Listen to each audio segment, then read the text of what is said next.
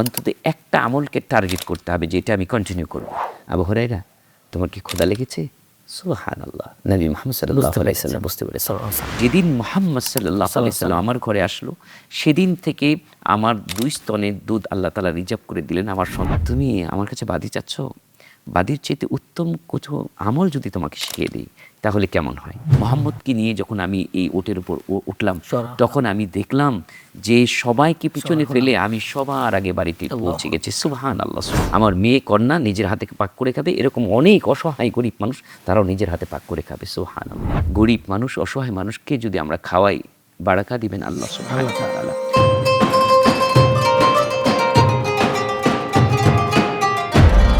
আসসালামু আলাইকুম ওয়া রাহমাতুল্লাহি ওয়া বারাকাতুহু। আলহামদুলিল্লাহি ওয়াহদা ওয়াসসালাতু ওয়াসসালামু আলা আবদিহিল মুস্তাবা আল মুস্তাফা ওয়া আলা আলিহি ওয়া সাহবিহি রাশাদা। প্রিয় দর্শক, রিপ্রেজেন্টস দি ইসলামিক পডকাস্ট সিজন 2 থেকে স্বাগত জানাচ্ছি মাসুম বিল্লাহ বিন রেজা। আজ গেস্ট হিসেবে রয়েছেন বিশিষ্ট ইসলামী চিন্তাবিদ, মিডিয়া ব্যক্তিত্ব হাফেজ শাইখ সরওয়ার হোসাইন। আসসালামু আলাইকুম ওয়া রাহমাতুল্লাহি ওয়া বারাকাতুহু। ওয়া আলাইকুম আসসালাম ওয়া রাহমাতুল্লাহি ওয়া বারাকাতুহু। মোহতারাম, কেমন আছেন সব? আলহামদুলিল্লাহ, আপনি ভালো আছেন? আলহামদুলিল্লাহ, আমি ভালো আছি। মোহতারাম, আজকে শুরুতে যে ঘটনা নিয়ে আমরা কথা বলবো সেটা হচ্ছে আবু হুরায়রা রাদিয়াল্লাহু আনহুর দুধ পানের ঘটনা, সেটা নিয়ে ইনশাআল্লাহ। প্রতিদিনের পুষ্টির চাহিদা পূরণে পরিপূর্ণ আস্থায় আরবি ইউএচটি মিল্ক, ভালোবাসার বিশুদ্ধতায়। চমৎকার একটি ঘটনা। আসলে আল্লাহ সুবহানাহু ওয়া তাআলা যে বারকা দান করেন সেটা নিজের কানে না শুনলে এটা কিন্তু বোঝার কোনো উপায় নেই। বরকতের মালিক আল্লাহ তাআলা, বরকতের মালিক একমাত্র আল্লাহ তাআলা। তাবারাকাল্লাযী বিয়াদিহিল মুলক। তো সেখানে আবু হুরায়রা রাদিয়াল্লাহু তাআলা আনহু একজন অন্যতম সাহাবী, যার হাদিস গ্রন্থগুলিতে পাতায় পাতায় ওনার কাছ থেকে 4000-এরও বেশি হাদিস বর্ণনা করেছেন। এমনি হয়নি, কারণ তিনি সারাক্ষণ মসজিদে নববীতে তিনি সময় দিয়েছেন, অনেক সময় দিয়েছেন। আহলে সুফফা যারা ত্যাগ স্বীকার করেছেন ইসলামের জন্য, তাদের এখানে থেকেছেন। কিন্তু থাকা অবস্থায় ঘর নাই, বাড়ি নাই, কোথায় খাবে তার অস্তিত্ব নেই। তিনি যখন কোনো হাদিয়া আসতেন, সদকা আসতেন, গরিব মানুষ হিসাবে সেটা খেতে পারতেন। কিন্তু একদিন এমন হলো, কয়েকদিন হয়ে গেল কোনো খাবারের কোনো ব্যবস্থা নেই। তিনি ক্ষুধার যন্ত্রণায় ছটফট করছেন। নিজের ক্ষুধার অবস্থাটা জানতে পারাটা, মানে এটা কাউকে বোঝানোটা, মানে কারো কাছে কি বলবে এরকম তিনি চিন্তা করতে পারছেন না। মানে এতটা নিজেকে গুটিয়ে রেখেছেন যে আত্মসম্মান বোধ, যে আমি কারো কাছে চেয়ে খাবো এমনটি যেন না হয়। মিসকিনরা যেমন হয়, মিসকিনটা যেরকম হয়। তিনি চিন্তা করছেন কাকে আমার এই কথাটা বোঝানো যায়। তিনি প্রথম আবু বকর সিদ্দিক রাদিয়াল্লাহু তাআলাকে টার্গেট করলেন, ওনার সাথে কিছু মত বিনিময় করলেন, কথা বললেন। কিন্তু তিনি কথার ফাঁকে চিন্তা করেছিলেন হয়তো জিজ্ঞেস করবে যে আপনার চেহারা মলিন, খাবার কি খাননি, এরকম। কিন্তু উনি কথার জবাব দিয়ে চলে গেলেন। তারপরে টার্গেট করলেন হযরত ওমর রাদিয়াল্লাহু তাআলা আনহুকে। তিনি কথার শুনতে শুনতে জবাব দিয়ে চলে গেলেন। এই ঘটনাটা বসে বসে নবী মুহাম্মদ সাল্লাল্লাহু আলাইহি সাল্লাম দেখছেন। যখন সবাই চলে গেল তখন ডাকলেন, আবু হুরায়রা এদিকে আসো। হাসি মুখে জিজ্ঞেস করলেন, আবু হুরায়রা, তোমার কি ক্ষুধা লেগেছে? সুবহানাল্লাহ, নবী মুহাম্মদ সাল্লাল্লাহু আলাইহি সাল্লাম বুঝতে পেরেছেন। আবু হুরায়রা তো খুশি হয়ে গেলেন যে যাক, অন্তত আমার নবী বুঝেছেন আমার কথাটা। তখন বললেন, তুমি চিন্তা করো না, আজকে আমার বাসায় তোমার দাওয়াত। আরো উৎফুল্ল হয়ে গেলেন, যে এখনই চলো। তিনি চলে গেলেন। বাসায় ঢোকার আগে পারমিশন নিলেন, ঢুকলেন এবং ফ্লোরে বসে নবী মুহাম্মদ সাল্লাল্লাহু আলাইহি সাল্লাম জিজ্ঞেস করছেন বাড়ির ভিতরে যারা, কি আজকে কোনো খাবার টাবার আছে গো, আমাদের জন্য কি খাবার তোমরা দিতে পারবে? তখন ভিতর থেকে বলা হলো, আজকে এক পেয়ালা দুধ আমাদের ঘরে আছে আপ্যায়ন করার মতো। তখন জিজ্ঞেস করলেন, আচ্ছা এই দুধটা কি সদকা না হাদিয়া? মানে সদকা যদি হয় সেটা হচ্ছে নির্দিষ্ট গরিব মানুষের জন্য, কিন্তু নবী মুহাম্মদ সাল্লাল্লাহু আলাইহি সাল্লাম পরিবারের জন্য এটা হারাম, সদকা খাওয়া হারাম। তখন বলা হলো, না ইয়া রাসূলুল্লাহ, এটা হাদিয়া, কেউ হাদিয়া দিয়েছেন। তখন আবু হুরায়রা খুশি হয়ে গেলেন যে আমরা খেতে পারবো, সবাই, নবীও খেতে পারবেন, আমিও খেতে পারবো। কিন্তু নবী মুহাম্মদ সাল্লাল্লাহু আলাইহি সাল্লাম আবু হুরায়রাকে না বলে বললেন, আবু হুরায়রা কাজ করো, তোমার মতো অনেক দারিদ্র লোক ওখানে বসে আছে, আহলে সুফফাদের, সবাইকে দাওয়াত দাও। সুবহানাল্লাহ। সবাইকে গিয়ে দাওয়াত দিলেন। তিনি প্রশ্ন করলেন না যে এক পেয়ালা দুধ, নবী বলেছেন ব্যাস, তিনি দৌড়ে চলে গেলেন। কয়জনের হবে খাবার? হ্যাঁ, কয়জন, প্রশ্নই করেননি। তিনি চলে আসলেন, সবাই চলে আসে, সবাই ফ্লোরে বসলেন। তখন আবু হুরায়রা চিন্তা করছেন, মনে হয় ওনাকে বলবেন তুমি খাওয়া শুরু করো, কিন্তু না বললেন না। আবু হুরায়রা শাহিদারি করো, মানে খাওয়াও, সবাইকে খাওয়াও। তিনি এক পেয়ালা দুধ নিয়ে কনফিউজে পড়ে গেলেন যে এটা কি করা যায়। তো প্রথম জনকে দিলেন, তিনি বিসমিল্লাহ করে শুরু টান দিলেন, মনে করেছেন শেষ হয়ে যাবে। যখন পেয়ালা সোজা করলেন দেখলেন যতটুকু ছিল ততটুকু একটু কমে নাই। সুবহানাল্লাহ। তিনি অবাক হয়ে সবাইকে যখন শেষ করলেন, সবাই পেট ভরে খেলো, তারপর পেয়ালার দুধ কমে নাই, সুবহানাল্লাহ। এখন চিন্তা করছে যে আল্লাহু আকবার, এখন তো আমার আর নবীর পালা। তখন রাসূল করিম সাল্লাল্লাহু আলাইহি সাল্লাম হচ্ছেন মেজবান, বাড়িওয়ালা। জি। তিনি আগে খাবেন না। তিনি বলছেন, আবু মেহমানকে হুরায়রা খাওয়াবেন। এখন তুমি পান করা শুরু করো। আবু হুরায়রা রাদিয়াল্লাহু তাআলা অনুমতি পেয়ে পান করছেন, কিন্তু মনে মনে চিন্তা করছেন, সুবহানাল্লাহ, আমি যদি এখন ভালো করে টান দিই, যদি শেষ হয়ে যায়, আমার নবী তো না খেয়ে থাকবে, পরিবার না খেয়ে থাকবে। আল্লাহু আকবার। তিনি ইতস্তত বোধ করে টানছেন আস্তে, আস্তে। আল্লাহ পান নবী এটা করছেন। লক্ষ্য করলেন যে আবু হুরায়রা ভালো করে খাচ্ছে না। তখন বলে, "এই আবু হুরায়রা, খাও, খাও, বেশি করে খাও।" স্বাচ্ছন্দ্য চিত্তে একবার না খাও। দুই কয়েকবার বললেন। তিনি বারবার মুখ ফিরে এমন খাওয়া খেলেন, আল্লাহু আকবার। আবু হুরায়রা বলছেন যে আমার পেটের মধ্যে আর কোনো জায়গাই নেই। তৃপ্তি লাভ সুবহানাল্লাহ। করলেন। তৃপ্তি লাভ করার পরে বলছেন এবং দেখলেন যে বাটির মধ্যে যতটুকু দুধ ছিল ততটুকুই আছে। সুবহানাল্লাহ, একটু কমে নাই। তখন নবী মুহাম্মদ সাল্লাল্লাহু আলাইহি ওয়াসাল্লাম খেলেন। এই যে ঘটনা, এই ঘটনা থেকে কয়েকটি শিক্ষা। একটা হলো, গরিব মানুষ, অসহায় মানুষকে যদি আমরা খাওয়াই, বারাকা দিবেন আল্লাহ সুবহানাহু ওয়া তাআলা। অনেক সময় আমাদের বাসায় সম্পদ হঠাৎ কমবে করে না। মেহমান নিয়ে আসলে আমাদের যারা গৃহিণী থাকেন তারা কিন্তু সাপোর্ট করে না যে তোমার মন কি খারাপ আসলে করে। আন্দাজ নেই, তুমি এই দুপুরের লাঞ্চের সময় তুমি একজন মুসাফির নিয়ে আসছো, আমাদের ঘরেই তো আমাদের পাক করা হিসেব করা পাপ, এখন তাকে কোত্থেকে নিয়ে আসছো, আগে বলা দরকার ছিল না? এরকম। কিন্তু নবী পরিবার কিন্তু এটা বলেননি। বলেছেন, এক পেয়ালা দুধ আছে, আপনি ইচ্ছে করলে মেহমানকে দিতে পারেন, আমাদেরকে রাখতে পারেন। কি পরিবার ছিল, সুবহানাল্লাহ, কি আল্লাহু পরিবার আকবার। ছিল। আল্লাহু আকবার। এবং দেখেন এই গরিব মানুষকে উসিলায় আল্লাহ তাআলা এত বরকা দিলেন যে সবাই পেট ভরে খেলো, একটু কমে নাই। পরিবারের বাইরে হ্যাঁ, সবাই খেলেন। এটা নবীর হাতের বরকা। সুবহানাল্লাহ। এভাবে করে সুবহানাল্লাহ। যদি আমরা মানে অসহায় মানুষকে, বিপদগ্রস্ত মানুষকে, যারা অসহায় ক্ষুধার্ত মানুষ, তাদেরকে যদি আমরা খাওয়াই, আল্লাহ সুবহানাহু ওয়া তাআলা আমাদেরকে বারাকা দান করবেন ইনশাআল্লাহ। ইনশাআল্লাহ, জাযাকুমুল্লাহ খায়র। সুন্দর বলেছেন। এবারে যেটা জানতে চাইবো যে ফাতেমা রাদিয়াল্লাহু আনহা একজন বাদী চেয়েছিলেন রাসূলুল্লাহ সাল্লাল্লাহু আলাইহি ওয়াসাল্লামের কাছে, কাজের মেয়ে। এটা আল্লাহ জানতে চাইবো। আকবার। আসলে দেখেন, তখনকার যুগে আরবের যখন ইসলামের প্রাথমিক যুগ, তখন কিন্তু একটা কঠিন অবস্থা, বিশেষ করে হিজরতের পরে। হিজরত করে যখন সাহাবায়ে আজমাইন নতুন করে নতুন জীবন শুরু করলেন মদিনাতে। মদিনাতে তাদের কোনো ঘর নাই, বাড়ি নাই, আত্মীয়স্বজন কিছু নাই। আনসার যাদেরকে মদিনাবাসী, তারাই কিন্তু হেল্প করেছেন, জি, সাহায্য জি। করেছেন। তো ফাতেমা রাদিয়াল্লাহু তাআলা আনহার তখন আলী রাদিয়াল্লাহু তাআলা আনহুর সাথে বিয়ে হয়ে গেছে। তাদের যে পরিবার, তাদের পরিবারের মধ্যে কিন্তু অভাব লেগেই থাকতো। তো এমন অবস্থা হলো যে নিজের কাজ নিজেই করতে হতো এবং তখন কঠিন কাজ। মানে নিজেই জাতা দিয়ে পিষে রুটির গম আটা থেকে আটা বানানো। পিষতে হতো, ওই আটা দিয়ে রুটি বানিয়ে তারপরে খেতে হতো। কত সেই কষ্ট কাজটা তখন করতে ছিল। কত কষ্ট! এই কষ্ট সহ্য করতে না পেরে তিনি জানতেন যুদ্ধলব্ধ কিছু মালের সাথে কিছু বাদীও আসে। তখন তিনি মানে চিন্তা করলেন যে আমার যদি একজন বাদী হতো তাহলে আমার উপকার হতো। এজন্য তিনি এই নিয়ত করে নবী মুহাম্মদ সাল্লাল্লাহু আলাইহি সাল্লাল্লাহু সাল্লামের আলাইহি ঘরে গেলেন। তো সেদিন সেই মুহূর্তে নবী মুহাম্মদ সাল্লাল্লাহু আলাইহি সাল্লাম ঘরে ছিলেন না। আয়েশা রাদিয়াল্লাহু আম্মাজান আয়েশা রাদিয়াল্লাহু আনহাকে পেলেন। জিজ্ঞেস করলেন, "তুমি এই সময় কেন আসলে?" জানতে চাইলেন। তখন তিনি বললেন, "আসলে আব্বু তো নেই। আমি কার কাছে বলি?" "আমার কাছে বলো। তোমার আব্বুর কাছে আমি পৌঁছে দিব। পৌঁছে দিব।" তখন বললেন, "আসলে আমি এসেছিলাম, আমার একজন বাদীর দরকার ছিল। আমার কাজ করতে খুব কষ্ট হয়। তো আব্বাকে যদি বলেন আমাকে একটা বাদী দিতে তাহলে আমার জন্য হেল্প হয়।" "আচ্ছা ঠিক আছে, আমি বলে দিব। তুমি চিন্তা করো না, তুমি যাও।" বিদায় দিয়ে দিলেন। নবী মুহাম্মদ সাল্লাল্লাহু আলাইহি সাল্লাম সাল্লাল্লাহু আলাইহি ফিরলেন বাসায়। ঘটনা খুলে বললেন। আল্লাহু আকবার! আল্লাহ নবী তো দেরি করলেন না। শুনি মেয়ের কথা শুনে আল্লাহু আকবার! এত মহব্বত করতেন, ভালোবাসতেন। চলে গেলেন। গিয়ে দেখেন আলী রাদিয়াল্লাহু তাআলা আনহু এবং ফাতেমা রাদিয়াল্লাহু একসাথে শুয়ে আছে। জি। তিনি ওনাকে দেখে স্বামী স্ত্রী দুজনেই লাফিয়ে উঠতে চাইলেন। আল্লাহ নবী ইশারা দিলেন, "তুমি শুয়ে থাকো।" আরডি নিয়ে এলো আসল ফ্রুট পাল্প দিয়ে তৈরি আরডি ফ্রুট ড্রিঙ্কস, লিচু আর অরেঞ্জের দুটি অসাধারণ ফ্লেভার। আল্লাহর নবী মাঝখানে গিয়ে বসলেন।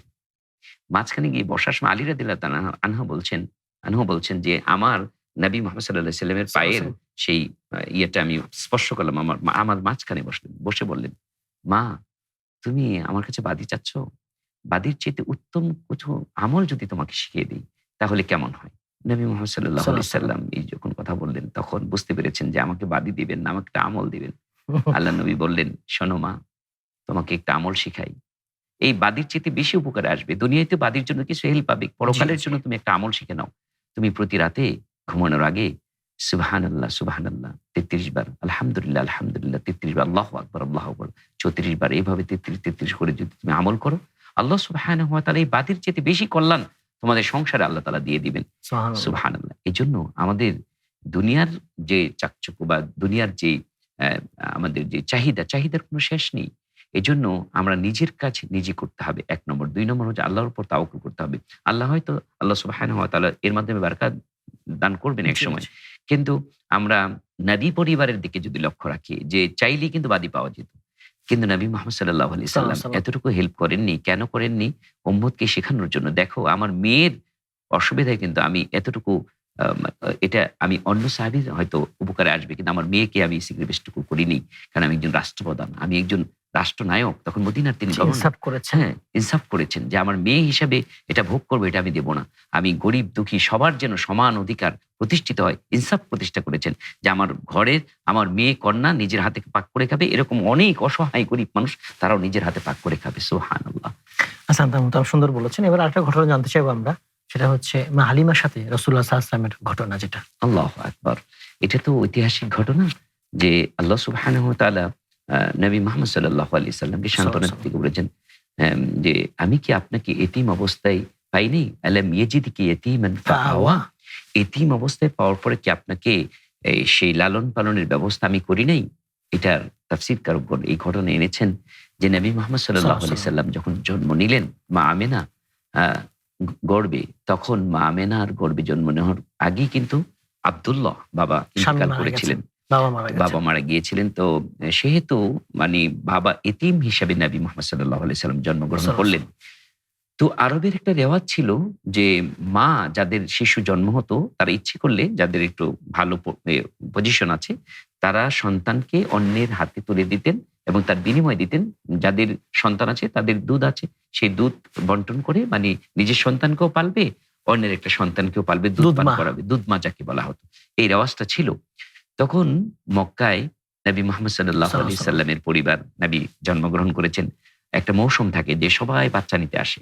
তো হালিমা রাদিয়াল্লাহু তাআলা আনহা তিনি তখন তার দুর্দিন চলছে, মানে তার সংসার অভাব অনটন লেগে আছে, স্বামী কাজ নাই, তারপরে তাদের যে ওটের কোনো খাবার নেই, ওট শুকিয়ে গেছে, ওটের বানের মধ্যে দুধ নেই, তারপরে যে তারা যে বাহনে চড়ে সেই বাহনটা দুর্বল হয়ে গেছে, জীর্ণশীর্ণ। এমন অবস্থায় তারা চিন্তা করলো মক্কায় যদি কোনো ধনীর দুলাল পাই তাহলে ওদেরকে নিয়ে এসে, তখন মা হালিমার গর্ভে একটা সন্তান আছে। তো চিন্তা করলেন যে যেহেতু সন্তানের পাশাপাশি দুধের ব্যবস্থা আছে, আল্লাহ তাআলা করেছেন, সন্তান না হলে তো দুধের ব্যবস্থা হয় না মায়েদের। তো চিন্তা করলেন যে এই অবস্থায় যদি মক্কা থেকে কোনো ধনীর দুলাল আমরা নিতে পারি, দুধ পান করানোর একটা চুক্তি করতে পারি, তাহলে দুধ পান করানো হলো, তাদের বিনিময়ে আমি খাদ্য পেলাম, আমাদের সংসারে। স্বামীর সাথে পরামর্শ করলেন, একটা কাফেলা সাথে রওনাও হলেন। কিন্তু কাফেলা ফেলে তাদেরকে আগে চলে গেল কাফেলা, ওই যে তাদের ওট যে দুর্বল চলতে পারছে না। তো সবাই আগে গিয়ে সব ধনীর বাচ্চাগুলি সবাই নিয়ে নিয়েছে। ওনারা পরে গিয়ে দেখেন কোনো বাচ্চা নেই, শুধুমাত্র একটা বাচ্চা, যেই বাচ্চাকে সবাই যায় আর জিজ্ঞেস করে বাবাকে, বাবা নেই। তখন সবাই মুখ ফিরিয়ে এতিম বাচ্চা নেই, কেউ করবে না, কারণ নিলে লাভ নেই, বিনিময় পাবে, বিনিময় বেশি পাবে। আল্লাহু আকবার। তখন হালিমা বাবা স্বামীর সাথে পরামর্শ করছে, আচ্ছা আমরা দেখলাম কোনো বাচ্চা নেই, শুধু একটা এতিম বাচ্চা, এটা কি নেব? কি বলো? স্বামী বলছে ঠিক আছে, হতে পারে আল্লাহ তাআলা এটা বরকত দিতে পারে, বারাকা দিতে পারে, শিশু সন্তান, যাও তোমার একটা সন্তান আছে, ওই শিশুটিকে নিয়ে নাও।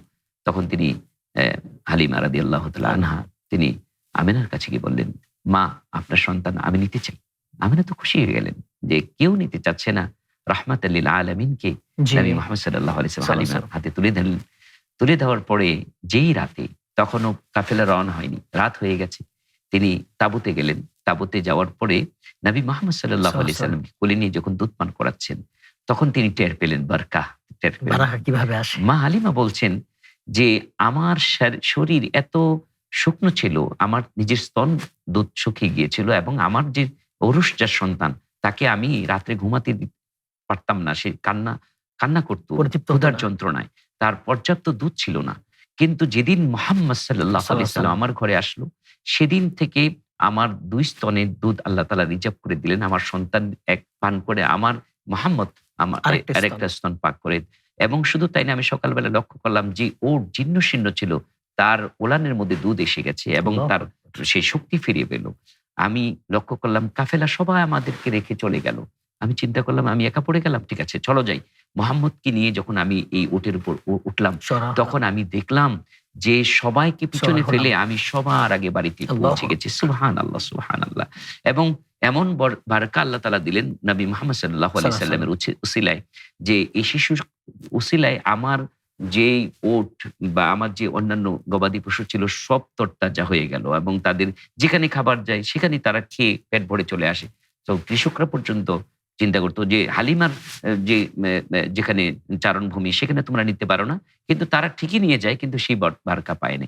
এভাবে নবী মুহাম্মদ সাল্লাল্লাহু আলাইহি সাল্লামের উসিলায় মা হালিমার ঘরে আল্লাহ সুবহানাহু ওয়া তাআলা বারকা দান করেছিলেন। কাজী আমাদেরকে বুঝতে হবে যে একদিকে হলে শিশু, এতিম শিশু লালন পালন করলে আল্লাহ তাআলা বারকা দান করেন, এটা হচ্ছে এখানকার শিক্ষা। আরেকটি শিক্ষা হচ্ছে নবী মুহাম্মদ সাল্লাল্লাহু আলাইহি সাল্লামের কদম যেখানে পড়েছে, তার সাহাবত যেখানে লেগেছে, আল্লাহ সুবহানাহু ওয়া তাআলা সেখানে বারকা দান করেছেন। এজন্য নবী মুহাম্মদ সাল্লাল্লাহু আলাইহি সাল্লামের নাম শোনার সাথে সাথে কেউ যদি সাল্লাল্লাহু আলাইহি ওয়াসাল্লাম ঠিক এতটুকু শব্দ পড়ে, আল্লাহ সুবহানাহু ওয়া তাআলা সাথে সাথে ওই বান্দার উপর, বান্দির উপর 10টা রহমত নাজিল করেন, 10টা গুনাহ আল্লাহ তাআলা মাফ করে দেন। এবং যে বান্দা বান্দি এই দুরুদ এবং সালাম পড়বে সাল্লাল্লাহু আলাইহি সাল্লাম, তার 10 গুণ মর্যাদা সাথে সাথে আল্লাহ তাআলা বুলন্দ করে দেন। সুবহানাল্লাহ, সুবহানাল্লাহ। প্রতিদিনের পুষ্টির চাহিদা পূরণে পরিপূর্ণ আস্থায় আরডি ইউএইচটি মিল্ক, ভালোবাসার বিশুদ্ধতায়। হাসান তার মোহতারাম সুন্দর বলেছেন। এবারে সর্বশেষ যে ঘটনা শুনবো সেটা হচ্ছে একজন সাহাবীর গোপন আমল, জান্নাতি সাহাবীর গোপন আমল। আল্লাহু আকবার। এই চমৎকার একটি আমল। আসলে আমরা তো সবাই জান্নাত পেতে চাই, এটা আমাদের কাম্য। সবাই জান্নাত পেতে চায়, জাহান্নামে কেউ জ্বলতে চায় না, 1 সেকেন্ডের জন্য চিন্তা করা যায় না। এই জন্য সবসময় দোয়া করতে হবে, আল্লাহুম্মা আজরিনি মিনান নার, আল্লাহ আমাকে জাহান্নামের আগুন থেকে বাঁচাও। দেখেন নবী মুহাম্মদ সাল্লাল্লাহু আলাইহি সাল্লাম কে জান্নাতি কে জাহান্নামী যতক্ষণ পর্যন্ত আল্লাহ সুবহানাহু ওয়া তাআলা না জানাতেন ততক্ষণ পর্যন্ত তিনি জানতেন না, বলতেনও না। কিন্তু মাঝে মধ্যে তিনি বলে দিতেন এই লোকটা জান্নাতি, এই লোকটা তখন সাহাবীর এটা মনে প্রাণে বিশ্বাস করতেন, যেহেতু ওহী নাজিল হয়। আমরা যদি কাউকে বলি আপনি জান্নাতি, আপনি এতগুলি মসজিদ করেছেন, এত সাহাবের কাছে আপনি জান্নাতি মহিলা, সেটা হবে না। কারণ জান্নাতিকে জাহান্নামী এটা আল্লাহ তাআলা বলে দিলেন। নবী মুহাম্মদ সাল্লাল্লাহু আলাইহি ওয়াসাল্লাম একদিন মজলিসে বসে আছেন সাহাবীদেরকে নিয়ে। তিনি বললেন, ও সাহাবীরা শোনো, এই মুহূর্তে এই মজলিসে যে লোকটা আসবে কিছুক্ষণের মধ্যে, সেই লোকটা জান্নাতি। সবাই অপেক্ষমান যে কি আসবে, আমরা একটু দেখি। দেখলেন একজন সাহাবী আসলেন, বসলেন, সবাই বুঝে ফেললেন এই লোকটা কি। মিন করে নবী মুহাম্মদ সাল্লাল্লাহু আলাইহি সাল্লাম বলেছেন জান্নাতি। সবাই চিনে, কিন্তু বুঝে ফেললেন এই লোকটা জান্নাতি, যেহেতু নবী বলেছেন সত্যি সত্যি। প্রথম দিন চলে গেল, দ্বিতীয় দিন আবার একই কথা বললেন, একই লোক উপস্থিত হলো। তখন সবাই অবাক হয়ে গেলেন যে একই লোকের ব্যাপারে জান্নাতি ঘোষণা, কিন্তু ওই লোকটা কিন্তু এখনো জানেননি, ওই সাহাবী জানেন না যে ওনার সম্পর্কে নবী মুহাম্মদ সাল্লাল্লাহু আলাইহি ওয়াসাল্লাম এই মন্তব্য করছেন, সার্টিফিকেট দিচ্ছেন। ঠিক তৃতীয় দিন একই মন্তব্য, একই লোক। একজন সাহাবী তো অবাক হয়ে গেলেন, সর্বনাশ, আমরা এত আমল করি যে আমরা তো এখনো জান্নাতের সুসংবাদ প্রাপ্ত হইনি, অথচ আমাদের এক ভাই জান্নাতের সুসংবাদ পেয়ে গেলেন। তখন তিনি কৌতূহল যে আমি আজকে দেখব যে উনি কি আমল করতেন, বিশেষ কি আমল, যে আমলের কারণে ওনাকে জান্নাতি হিসেবে ঘোষণা করেন। তখন তিনি বললেন, ভাই আমি আপনার বাসায় মেহমান হতে চাই, আপনি যদি অনুমতি দেন। তখন বললেন, ঠিক আছে, ওকে, আমাদের বাসায় মেহমান হবেন। আর ওনারা আরবেরা মেহমানদের তো ওস্তাদ ছিলেন, জি পছন্দ করতেন। তখন মেহমান হলেন। মূল উদ্দেশ্য ছিল ওই রাতের বা গোপন কি আমল আছে, যে গোপন আমলটা উনি জান্নাত পাচ্ছেন। হ্যাঁ, জান্নাত পাচ্ছেন। তিনি এই 24 ঘন্টাই অবজার্ভ করলেন যে কি, একদম নিখুঁত ভাবে দেখলেন কি কি আমল করেন।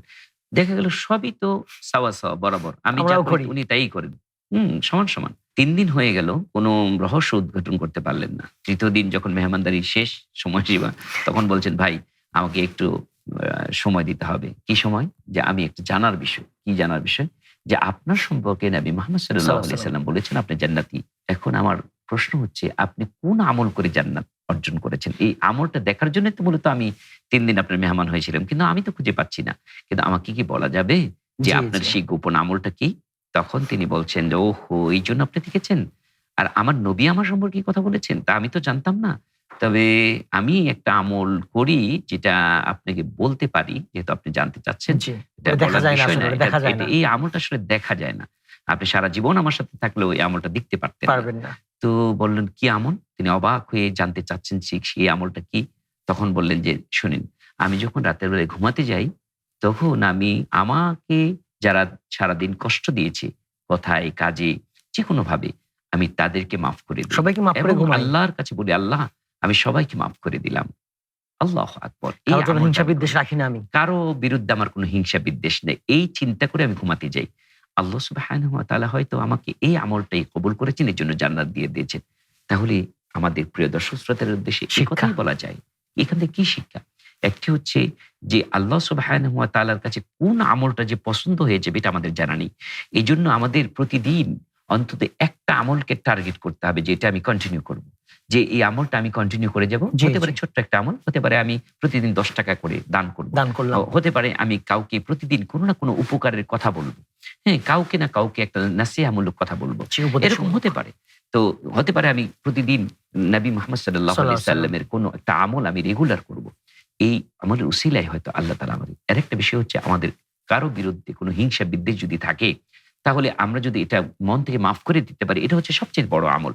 যদি জি। আমাদের এই আমলটা অত্যন্ত কঠিন, আমাকে শয়তান বলবে যে প্রতিশোধ নাও, তুমি মাফ করবে কেন, তুমি তো প্রতিশোধ নেওয়ার মতো আবার ক্ষমতা ধরে রাখো। রাখলে কষ্ট হবে। হ্যাঁ, ধরে রাখা কষ্ট হবে। কাজেই এখানে সবুর করা, কেউ কষ্ট দিলে তাকে মাফ করে দেওয়া, এটা হচ্ছে একটা আল্লাহ শিক্ষা। আমাকে মাফ করে দিবেন। আল্লাহ আমি যদি অন্য মানুষকে মাফ করে দিই, তা আল্লাহ সুবহানাহু ওয়া তাআলা আমার উপর দয়া করবে, আল্লাহ আমাকে মাফ করে দিবেন। এই হচ্ছে এই শিক্ষা। আমিন, আমিন। আল্লাহ তাআলা আমাদের সবাইকে আমলগুলো করার তৌফিক দান করুন। শাইখ, আমিন, আপনাকে অনেক আমিন। ধন্যবাদ আমাদের মূল্যবান সময় দেওয়ার জন্য। আপনাকে ধন্যবাদ। দর্শক, আপনারা এতক্ষণ দেখছিলেন আরডি প্রেজেন্টস দি ইসলামিক পডকাস্ট সিজন 2। আজকে আমরা 4টা ঘটনা নিয়ে কথা বলেছি। অনেকগুলো শিক্ষা রয়েছে, শিক্ষাগুলো আমাদের জীবনে বাস্তবায়ন করব।